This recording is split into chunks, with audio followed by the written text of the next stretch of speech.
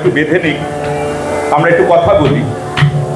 আমি আমার পার্টিসিপেন্টস যারা আজকে ছিলেন কম্পিটিশনে, আমি প্রত্যেককেই বলবো খুব ভালো হয়েছে, কিন্তু ভালোর কিন্তু ক্যাটাগরি আছে। ভালো, খুব ভালো, ভীষণ ভালো, অসাধারণ, স্পিচলেস, এইসব বিভিন্ন ক্যাটাগরি আছে। তো এইবার কথা হলো যে সঙ্গীতের মূল যে প্রতিপাদ্য বিষয়টা, সেটা হচ্ছে সুর, সেটা হচ্ছে শ্রুতি। এই সুর এবং শ্রুতি থেকে যারা বিচ্ছিন্ন হয়েছেন, সবাই গান করেছেন নিজের নিজের জায়গা থেকে। We are all perfect human being as we, but it is all of us makes together the perfection. If we want to come the perfection, then only আমাদের প্রত্যেককে প্রয়োজন হবে একে অপরের সঙ্গে আমাদের মিশতে হবে, জানতে হবে, বুঝতে হবে। নিজের নিজের জায়গায় আমরা সবাই পারফেক্ট।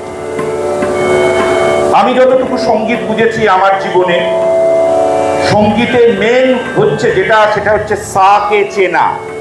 এই সাকে ঘিরেই কিন্তু তার রে, তার গা, তার মা, তার পা, তার ধা। এই সা যেই সরছে, তেমনি প্রত্যেকটা স্বরও কিন্তু সরছে।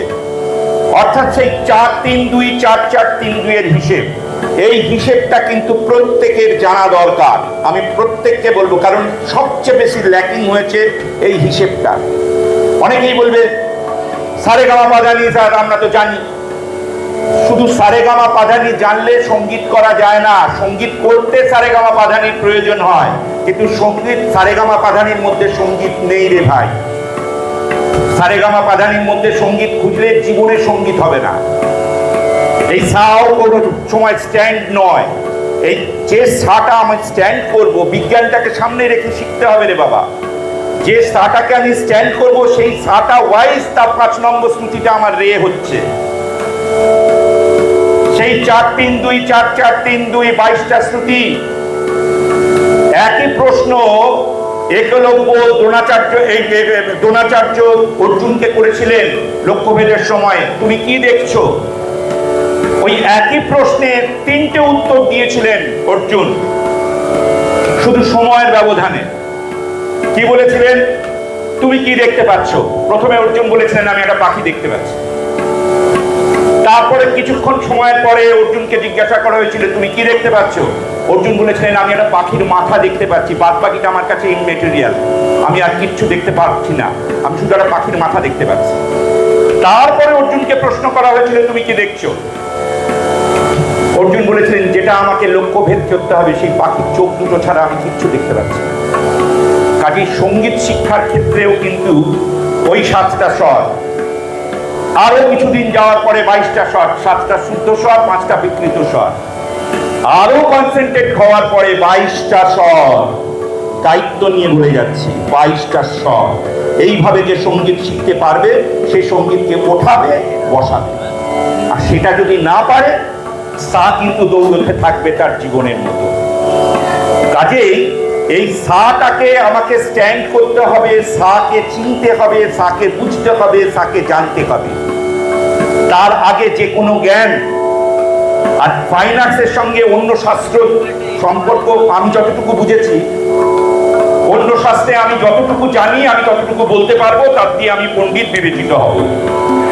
কিন্তু ফাইন আর্টসের ক্ষেত্রে আমি যতটা ডিসচার্জ করতে পারবো, সেটাই আমার জ্ঞান, সেটাই আমার পরিধি, সেটাই আমার সবকিছু। তার থেকে বেশি জেনেও কিন্তু আমি কিচ্ছু করতে পারবো না, এগোতে পারবো না। কাজেই আমি যতটা ডিসচার্জ করতে পারবো ততটাই কিন্তু আমি যতটা বলতে পারবো ততটা আমি নই। আজকে 5 লক্ষ লোক কি 5 কোটি লোক জানে ইমন গাইতে কি কি স্বর ব্যবহৃত হয়, কিন্তু ভীমসেন যোশী কিন্তু একজন, লতা মঙ্গেশকর কিন্তু একজন, শ্রেয়া ঘোষাল কিন্তু একজন। শ্রেয়া ঘোষালের গান 50,000 লোক, 5 কোটি লোক গাইছে, কিন্তু সেটা কিন্তু সেই জায়গায় যাচ্ছে না। কাজেই অনেকগুলো মেটেরিয়াল আছে।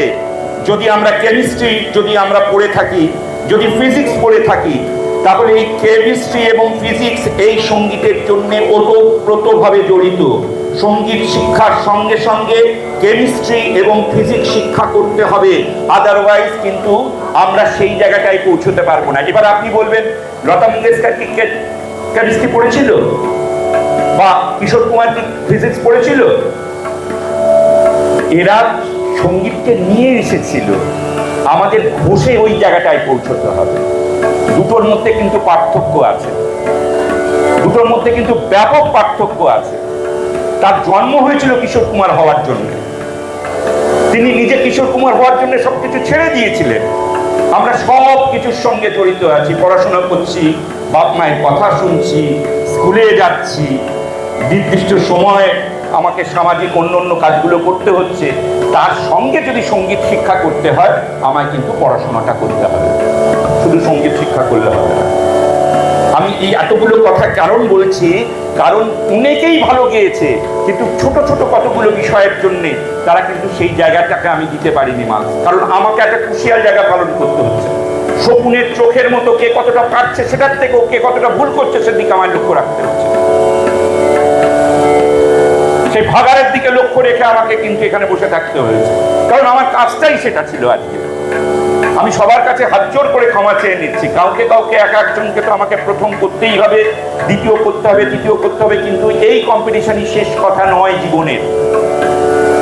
কোনো কম্পিটিশনই শেষ কথা নয় জীবনের, শেষ দিন পর্যন্ত আমাদের কমপ্লিট করতে হবে, এবং এটাই জীবন। প্রতিদিন আমাদের কিছু না কিছু শিখতে হবে। আমিও শিখছি, এই যে তোমরা গাইছিলে বাজালে, আমি কিন্তু ওখানে বসে আমি অনেক কিছু শিখছি। আমি একজনকে শুধু নাম্বার দিতে পারিনি, আমি সেটা বলে দিচ্ছি কাকে নাম্বার দিতে পারিনি, যে কারা ওকে দিয়ে গিয়েছে।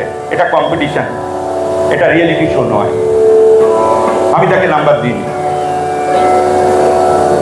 যে কারা ওকে নিয়ে গিয়েছেন আমি তাকে নাম্বার দিতে পারিনি, সরি, আমার এথিক্যাল জায়গা থেকে আমি তাকে নাম্বার দিতে পারিনি।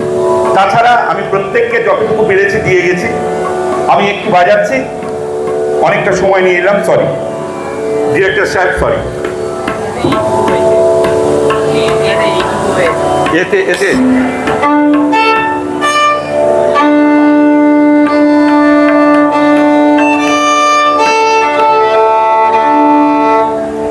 যেহেতু এটা একটা ইনস্টিটিউশন, আমি একটুখানি বলে দিই যে 22টা শ্রুতি বললাম, আমাকে অনেকে জিজ্ঞাসা করবেন, ভাই তুমি কি 22টা শ্রুতিকে মেনটেন করো? আমি বাজাচ্ছি 22টা শ্রুতি।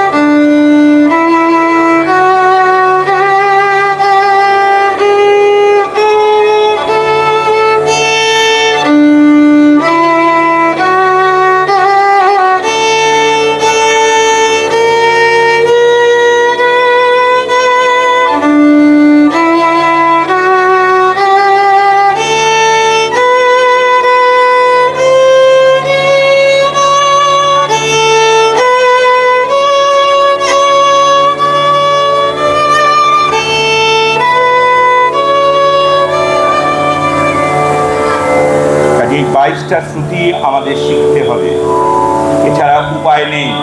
কিভাবে শিখতে হবে, যারা যদি সত্যি সত্যি কেউ শিখতে চান, আমি রাজি আছি শেখাতে। আচ্ছা, আমি একটু বাজাচ্ছি।